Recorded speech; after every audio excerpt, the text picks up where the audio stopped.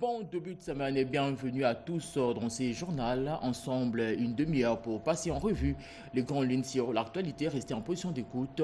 On démarre d'abord place à la fête partant en République démocratique du Congo avec cet exploit inattendu des léopards Téné, 52 ans après les léopards de la République démocratique du Congo. Signe sa victoire au barrage intercontinental face au Nigeria par un match conclu par des tirs au but dans nos murs jusqu'à Sema, directeur adjoint de la presse de la cellule de communication du chef de l'État, est déjà dans nos murs. Bonjour, Giscard. Bonjour. Avec lui, nous allons parler de cette rencontre du chef de l'État, Félix-Antoine Tshisekedi Tshilombo, avec une léopard tout à l'heure là, à 13h au stade de Martyrs. D'abord, l'actualité. Faisant suite du sommet des CRGL, le président de la République démocratique du Congo, Félix-Antoine Tshisekedi Tshilombo, et Évariste Ndayishimiye, président burundais, ont organisé une rencontre sur les questions bilatérales entre le Burundi et la République démocratique du Congo. L'idée est de renforcer la coopération entre ces deux pays dans plusieurs questions, notamment sécuritaires, de projets communautaires et autres. D'autres détails dans ces reportages de nos confrères de la présidence.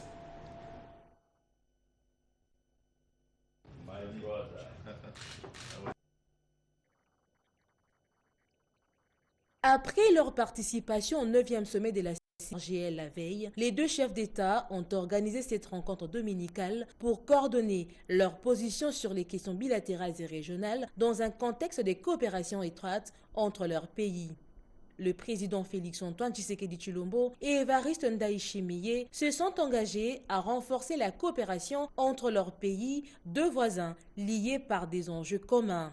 Les deux chefs d'État ont échangé seul à seul sur des questions d'intérêt et ont accéléré les projets communautaires, notamment dans le domaine agricole, avant d'élargir cette séance de travail à leurs collaborateurs respectifs.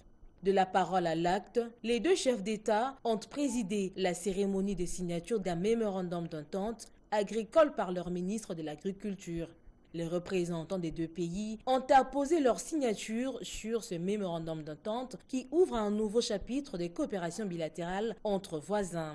Ce mémorandum d'entente porte sur la recherche agronomique, la formation et l'échange d'experts, la lutte contre les maladies des cultures et l'agro-industrie, ainsi que les projets conjoints. Cette rencontre est la dernière étape du séjour de 48 heures du président Évariste Ndayishimiye à Kinshasa. Le président du Burundi prendra le règne de la CRGL en 2027.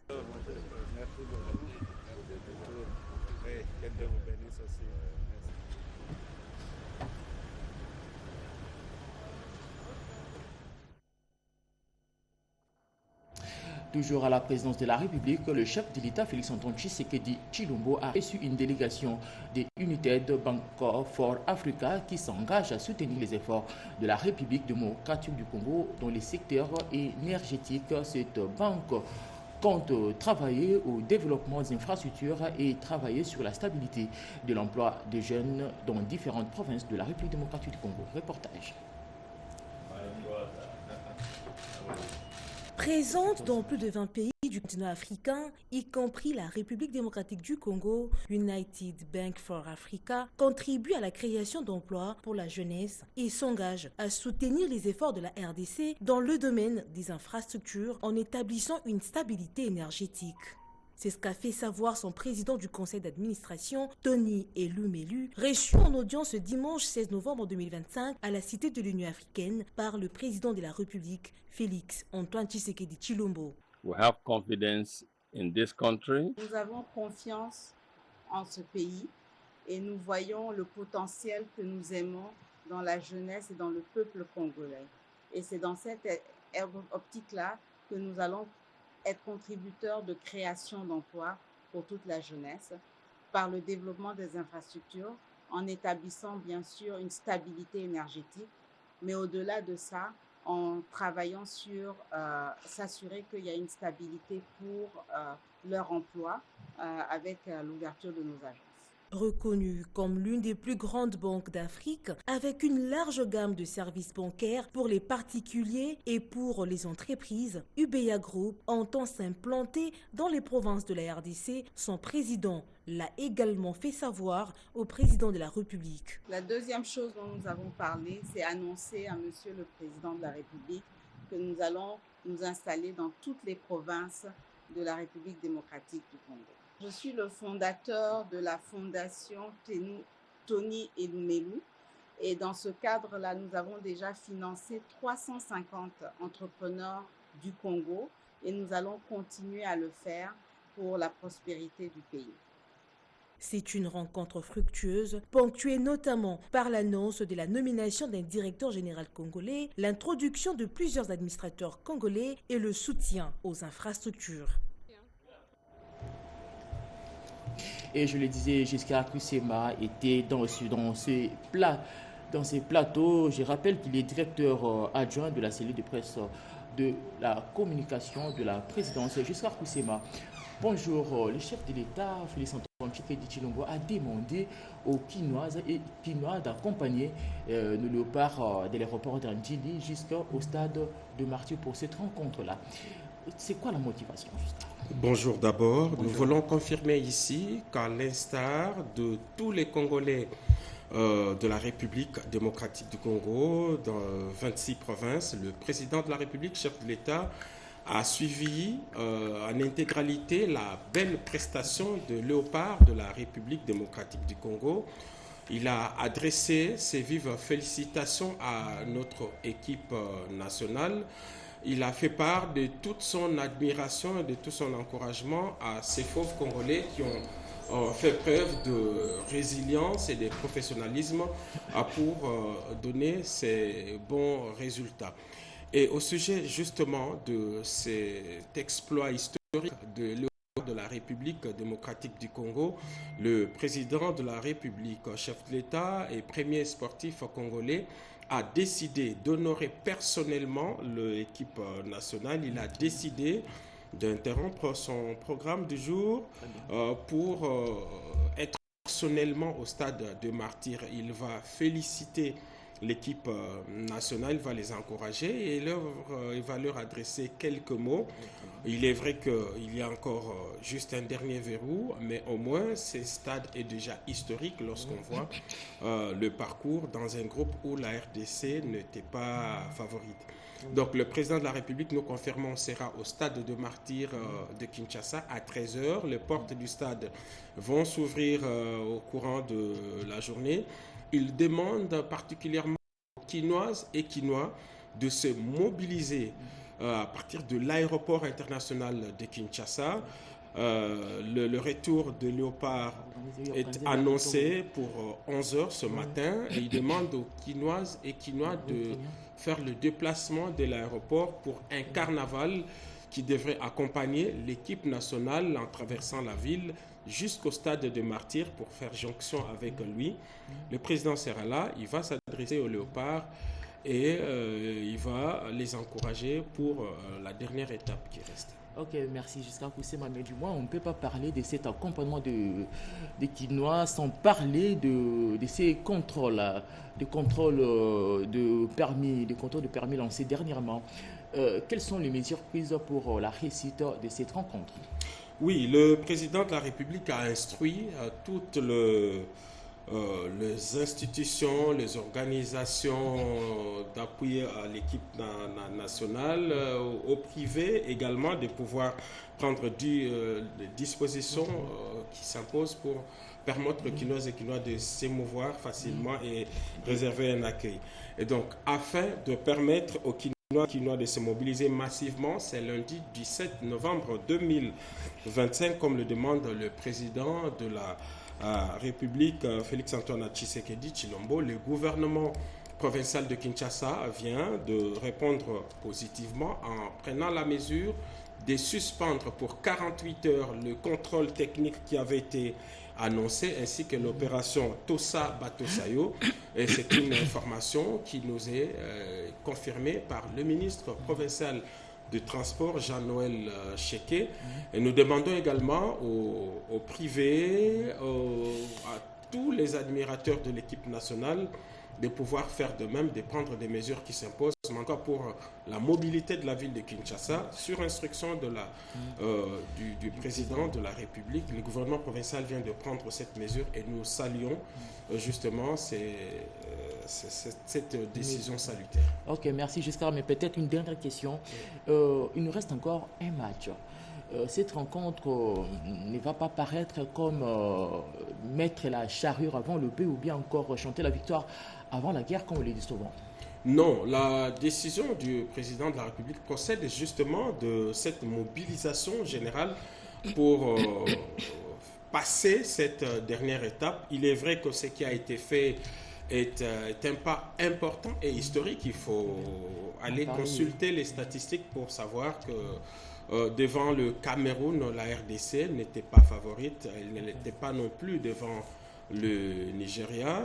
On peut dire aujourd'hui que la RDC est le champion d'Afrique, c'est le représentant, les seuls d'ailleurs à ce stade, le seul, il est champion d'Afrique de ces barrages et devant des équipes emblématiques. Et nous pensons qu'avec la détermination, l'accompagnement du président de la République et la mobilisation tous azimuts, des 26 provinces, des Congolais des 26 provinces. On a vu des belles images de la population des Goma qui ont oublié un peu le joug qu'elle vit pour s'associer au reste des Congolais et saluer cette mesure. Donc on a besoin d'une mobilisation générale. Nous pensons que dans l'adresse du chef de l'État au Léopard, il ne manquera pas d'annoncer quelques mesures. Nous pensons qu'on est plus près, on n'a jamais été aussi plus près que cela. C'est pratiquement le champion d'Afrique aujourd'hui de barrage qui va affronter les autres. Et nous estimons que voilà, tout se passera comme le pense le président de la République. Merci Giscard Koussema. Vous avez parlé de Goma. La République démocratique du Congo restera une et indivisible. Merci de passer. Je rappelle que c'est Giscard Koussema, directeur adjoint de communication de la presse présidentielle. Merci beaucoup Giscard. Merci beaucoup. Poursuivons avec ce journal dans la province du Lualaba a été frappé par un drame sur les sites miniers clandestins à Kiwana. Plusieurs trésors artisanaux ont péri dans un effondrement de terrain. Je voulais suivre ces reportages signé Yolande Voka. L'éboulement survenu dans la carrière de Moulondo, à une cinquantaine de kilomètres de Kolwezi, samedi 15 novembre, est une nouvelle qui est tombée comme un coup de foudre au Lualaba. Cette catastrophe naturelle a ôté la vie à plusieurs creuseurs œuvrant dans cette carrière. La triste nouvelle, dont les causes ne sont jusque-là pas élucidées, a profondément affecté la gouverneure de province, Marie-Thérèse Masuka Saini, qui a dépêché aux premières heures de ce dimanche une délégation mixte du ministère provincial des Mines et des Affaires sociales. À leur arrivée sur le site, Nicodème Ouamana et Kainda Kassela Pichou, porteurs d'un message de réconfort, ont été chaleureusement accueillis par le creuseur en détresse. Les émissaires de Marie-Thérèse Masuka Saini ont tout d'abord présenté au nom de l'autorité provinciale des condoléances aux familles des illustres disparus, avant de conscientiser le creuseur à une exploitation minière responsable, surtout en cette période pluvieuse, et de rassurer par la suite que tous les corps des victimes seront identifiés pour un enterrement digne et honorable. Quant aux blessés, ils sont internés à l'hôpital de référence Mupanja du village Lualabagar. La délégation des ministres Nicodème Ouamana et Kainda Kassela Pichou, accompagnés des responsables du site de Moulondo, les ont rendu visite et ont également fait le constat des corps des victimes entreposés à la morgue de cet hôpital. Les cas graves des blessés ont été transférés en urgence à l'hôpital général de référence de Mwangeji à Kolwezi pour des soins appropriés. Et place à cette nouvelle. Le vice-premier ministre, ministre de l'Intérieur et Sécurité, Jekmen Chabani, est arrivé depuis hier dans l'après-midi dans la province du Lualaba. Dans son agenda, Jekmen Chabani va procéder au lancement de la vulgarisation des textes et logos sur place. Le patron de la territoriale a appelé la population à l'implication de tous dans le processus de la mise en œuvre de la bonne gouvernance sécuritaire de proximité et à travers la participation active de chaque Congolais aux réunions des comités locaux de sécurité. D'autres commentaires et images dans nos prochaines éditions. Les agents et cadres de l'administration des affaires coutumières ont renforcé leurs capacités sur la vulgarisation de la politique nationale de prévention et des règlements de conflits communautaires et coutumières. Les travaux ont duré 3 jours. Joséphine Liondo pour les détails. Désormais, les agents et cadres du secrétariat général des affaires coutumières seront déployés sur terrain pour vulgariser la politique nationale de prévention des conflits communautaires et coutumiers, un instrument juridique qui contribuera à la stabilité des entités coutumières. Outillés, les participants à cet atelier préconisent quelques méthodes.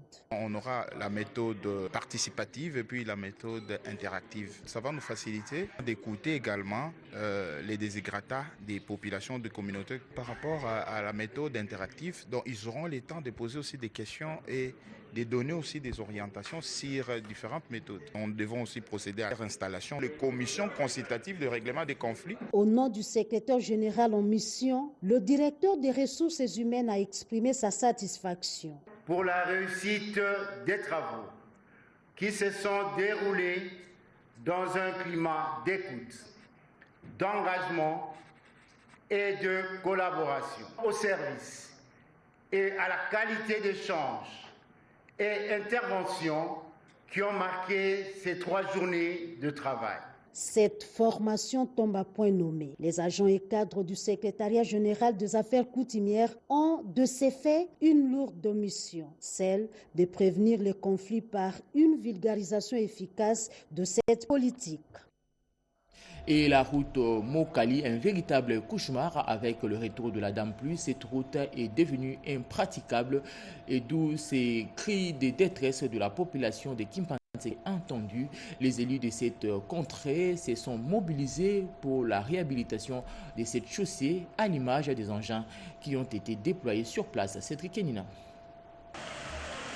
Avec les retours de pluie, la route Mokali dans la commune de Kimbanté, qui est déjà en mauvais état, s'est transformée en un véritable cauchemar pour les habitants sur place. Entre-éboues, eau stagnante, embouteillages et activités commerciales anarchiques, la voie est devenue quasi impraticable, créant ainsi un climat d'insécurité et de frustration. Face aux cris de détresse de la population, relayés avec insistance par les élus Pakinganini et Gaborien Mboma, la réponse du gouvernement est enfin arrivée. Les engins lourds sont entrés en action. Ces lancements des travaux vont à coup sûr débuter par la réparation du gigantesque trou qui paralysait la circulation, ainsi que des interventions sur les zones érodées, véritable menace pour cette artère vitale de la commune de Kimbantseke. Je voudrais d'abord remercier le chef de l'État, son Excellence Félix Tshisekedi Tshilombo, à travers son ministre des idées, Père John Banza, qui est très actif, pour avoir aujourd'hui procédé par le lancement des travaux de la réhabilitation de la route Mokali. La population de Tchangou en général, celle de Mokali en particulier, sont très contentes du chef de l'État parce qu'aujourd'hui, il a démontré cet amour en termes de devoir de redevabilité vers sa population. En marge de ces lancements des travaux, les 2 élus ont également apporté leur compassion à 2 familles sinistrées par les dernières pluies diluviennes, marquant ainsi un engagement à la fois politique et humain. Au quartier Bumba, dans la commune de Ngalema, des têtes d'érosion ne cessent de progresser, menaçant ainsi l'avenue révolution de disparaître. Ces têtes d'érosion ne sont plus qu'à 10 mètres de la route Nzolana, une route récemment inaugurée par le chef de l'État, Félix Antoine Tshisekedi Tshilombo. 2 pluies suffiraient pour couper cette route en 2 si rien n'est fait. Ces grands reportages signés Yolande Voka et Aponzouzi. L'avenue Révolution menacée d'effondrement. Les habitants de Bumba lancent un cri d'alarme. Nous sommes dans la commune de Ngaliema, à Kinshasa, où un désastre environnemental avance à grands pas. De têtes d'érosion actives grignotent dangereusement le tissu urbain, menaçant désormais l'avenue Révolution. Plusieurs habitations ont déjà disparu, englouties par la progression inexorable de ravins. Chaque jour, il y a progrès, il y a progression. Donc aujourd'hui, il ne reste qu'à 2 mètres de la maison que vous voyez là à côté. Donc nous serons plus ici. C'est pourquoi nous demandons, nous continuons à pleurer. C'est vraiment vous pouvez faire quelque chose pour nous, ça nous arrangerait. Nous lançons un appel vraiment très pressant à nos autorités, surtout les ministres et le président de la République, s'ils peuvent vraiment nous aider à cette situation. La situation est critique. L'érosion n'est plus qu'à une dizaine de mètres de la route Nzolana, récemment inaugurée par le chef de l'État. Nous lançons un message de détresse à nos autorités de venir en aide. Nous avons lancé des messages. Il n'y a toujours pas une intervention. Encore 2 pluies ou 3 pluies, le quartier sera englouti. À ces rythmes, une seule pluie pourrait suffire à emporter une école toute proche et provoquer une nouvelle tragédie. Il suffit juste d'une pluie, notre école sera engloutie et des maisons aussi. Nous demandons vraiment de l'aide au président qu'il puisse nous aider pour ça. Face à cette urgence, les habitants se sentent abandonnés.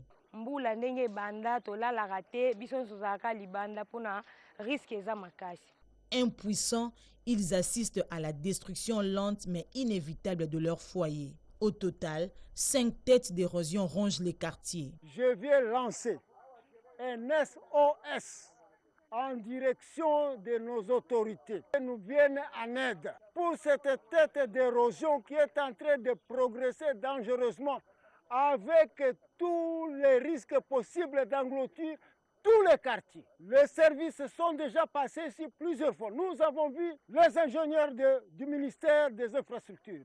Mais rien n'a été fait. La population se sent abandonnée.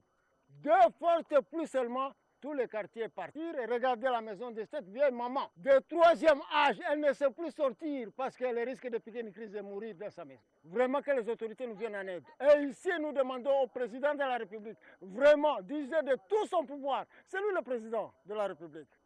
Qu'il donne l'ordre qu'on vient de nous arranger cette érosion et les choses vont marcher. Nous le remercions d'avance. Ces drames mettent aussi en lumière les conséquences de l'urbanisation anarchique. Construction non réglementée, absence d'ouvrages de drainage, lotissement non maîtrisé.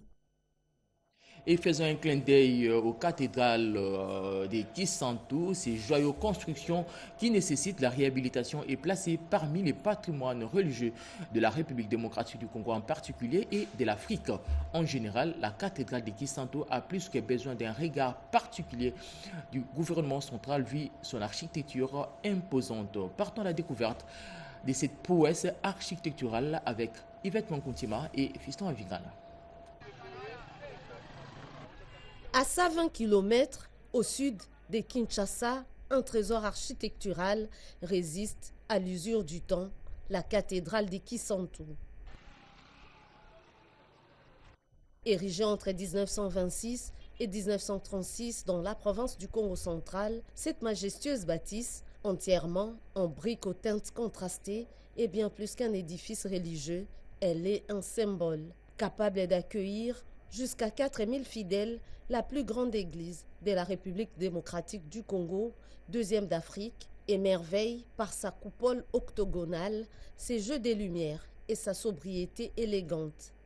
Pourtant, derrière sa splendeur, la cathédrale montre des signes de fatigue. Sans clôture, exposée aux passagers incontrôlés, le site perd peu à peu de sa présence et de sa sécurité. Les curés, abbé Héritier Ntingi Jean-Claude, tirent la sonnette d'alarme. Aujourd'hui, après plus ou moins 70, c'est une cathédrale qui se meurt et qui a besoin de temps en temps de réhabilitation et de beaucoup d'autres choses. Alors qu'en réalité, les tôles que nous avons aujourd'hui sont pratiquement des papiers qui ne durent pas. Et maintenant, la cathédrale sointe. Elle a besoin de beaucoup de soins, beaucoup d'entretien aujourd'hui. Et nous avons des moyens tout petit peu limités pour aller de l'avant. Il appelle à la mobilisation de toutes les bonnes volontés pour sauver ces joyaux patrimoniaux menacés par le temps et l'indifférence. La cathédrale Notre-Dame de cette douleur est une église qui est ouverte à tout le monde. Et ce qui fait qu'aujourd'hui, la cathédrale n'est vraiment pas en sécurité. Alors, nous avons lancé les travaux de la clôture. Pour que cela aille, il faut que tout le monde puisse mettre sa main dans la pâte pour que nous ayons les moyens de pouvoir faire la clôture. Un cri du cœur pour préserver un lieu de foi, d'histoire et d'identité. Et parlons santé dans ce journal, la malaria tue en République démocratique du Congo. Ces pays enregistrent plusieurs cas de décès liés au paludisme. Les acteurs sur place multiplient des initiatives pour donner des réponses appropriées à ces fléaux, d'où cet atelier à l'endroit des experts en santé dans l'idée de renforcer la lutte contre la malaria en Kinshasa en particulier et en République démocratique du Congo en général. Reportage. En raison de l'impact élevé du paludisme dans le pays, la République démocratique du Congo est placée cible prioritaire de ce projet qui vise à réduire la résistance croissante aux médicaments antipaludiques, en particulier les thérapies combinées à base d'artémisine appelées ACT, qui constituent à ce jour le traitement de première ligne contre la malaria. Stop Amdea, porté par l'organisation internationale Japaigo et financé par United, sera mise en œuvre à Kwango et à Kinshasa, dans la capitale congolaise. La division provinciale de la santé vient d'endosser ce projet après en avoir été fixé sur le contour. Pour la réussite de ce projet, il y a des aspects très capitaux. C'est avoir tous les partenaires de prise en charge de la malaria ensemble avec nous. Parce que si on n'a pas les acteurs de prise en charge de malaria avec nous, la deuxième stratégie, c'est le secteur privé. Nous savons qu'ici à Kinshasa, par exemple, en regardant la cartographie de Kingasani, on se rend tout simplement compte que 60% des structures sont privées. Donc si nous n'avons pas avec nous le pouvoir régalien pour essayer un peu d'amener le secteur privé avec nous, on ne va pas atteindre les résultats. Et je suis très content que la division provinciale de la santé a reconnu et il a promis qu'il va nous aider à essayer un peu d'avoir avec nous et le secteur privé et la communauté pour que nous puissions atteindre nos résultats. Cette stratégie d'optimisation de l'utilisation des ACT pourrait ralentir la propagation de la résistance au traitement de la malaria, cette maladie qui représente un lourd fardeau pour la santé publique en République démocratique du Congo. Plus d'1 million de personnes décédées à cause de la diabète, selon les statistiques de l'OMS, et à l'occasion de la célébration de la Journée mondiale de la tuberculose célébrée le 14 novembre, cérémonie célébrée par le secrétariat général à la santé publique en présence du directeur du programme national de lutte contre le diabète, Rodépanda. Cécité, accidents cardiovasculaires, amputations sont des facteurs dévastateurs de personnes atteintes du diabète. Plus de 6 millions de personnes tuées par le diabète sur le total de 589 millions de personnes atteintes du diabète au monde. 24 millions de diabétiques en Afrique centrale et plus d'1,4 million de diabétiques en République démocratique du Congo avec une prévalence de 7%. Le diabète est un problème de santé dans le monde avec une propagation inquiétante et problèmes de santé publique en République démocratique du Congo. À l'occasion de la célébration de la 35e journée mondiale des diabètes, le programme national de lutte contre le diabète a réuni les acteurs sanitaires, les personnalités politico-administratives et tant d'autres invités pour présenter les thèmes mondiaux placés sous les signes de diabète et bien-être. Et sur le plan national, l'accent est mis sur mieux vivre avec le diabète en RDC. Le diabète pose un véritable problème de santé publique dans notre pays par son triple fardeau, à savoir épidémiologique, économique et social. C'est ici l'appel au ministère sectoriel concerné de prendre part à cette lutte pour le bien-être de la population. Dans le cadre de la stratégie nationale de prévention et de contrôle de la maladie, le ministère que nous représentons aujourd'hui réitère son engagement à ne ménager aucun effort avec le concours d'autres secteurs pour améliorer davantage les services rendus à la population en général et les diabétiques en particulier. Les programmes et tous les partenaires sanitaires en compagnie de l'OMS, le PNLD, rassurent de l'engagement du gouvernement congolais à assurer les soins de qualité pour une existence et une vie saine aux diabétiques et lever des obstacles. Autre chose à présent, des bâtisseurs ont été sensibilisés sur l'idéologie et leadership. Question de préparer une relève compétente et engagée. C'était lors de l'école du parti tenue le samedi dernier par le président de cette structure, nous dit Gaïta Mangalano dans ses reportages. de bâtisseurs réunis autour de la formation de l'idéologie du leadership afin de préparer une relève compétente. Cette manière de faire est devenue plus qu'une habitude pour l'action de bâtisseurs intégrés pour la République, l'école du parti a permis aux différents orateurs de partager l'expérience, aussi conscientiser le bâtisseur présent dans le but de leur inculquer la vision d'Abir. Donc au sein là, séminaire de renforcement des capacités, où nous allons former les membres et cadres sur la vision, l'idéologie, les objectifs. Dans sa prise de parole, le secrétaire général de retour d'une mission a fait la restitution de l'implantation d'Abir dans l'ensemble du pays. Le bâtisseur président est revenu sur le sens de l'hymne d'Abir, notamment la devise. Vaincre ou mourir parce que R Tokenda Kabitumba, objectif ezalise moko. Menasuka suka tokocha bango. Bien avant, une réunion stratégique a été présidée par le président national pour évaluer l'évolution d'Abir. La synergie des missions d'observation citoyenne des élections CIMOCEL encourage les réformes du processus électoral pour relever les défis et asseoir une vraie démocratie. Consécutivement aux 36 recommandations liées dans son rapport à la suite des derniers scrutins, les CIMOCEL exhortent toutes les parties prenantes à bien remplir chacune sa responsabilité. Redépenda pour d'autres détails.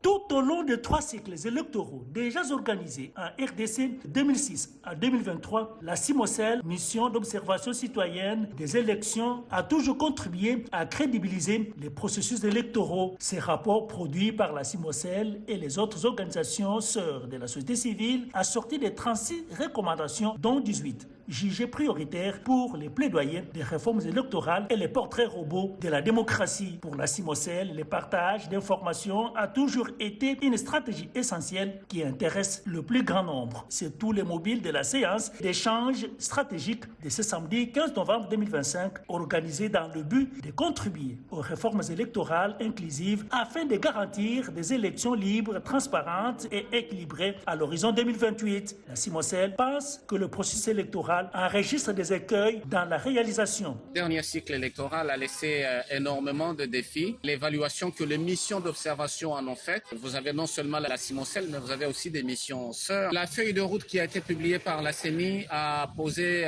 quelques problèmes, notamment le problème de régularité. C'est ce que nous appelons les états généraux sur les processus électoraux en RDC, auxquels nous convions le chef de l'État à prendre cela à bras-le-corps. Et donc, il y a des recommandations qui concernent le gouvernement, les législateurs, qui concernent aussi bien la CENI. Quand nous observons, nous relevons ce qui ne marche pas. C'est sur la base de failles d'observation dans la gestion des opérations électorales que ces recommandations ont été faites dans le but effectivement d'améliorer la gestion prochaine de ces opérations. Le vœu des organisations de la société civile, à l'instar de la CIMOCEL, demeure d'asseoir la démocratie véritable en RDC, gage de la bonne gouvernance de la Respublica.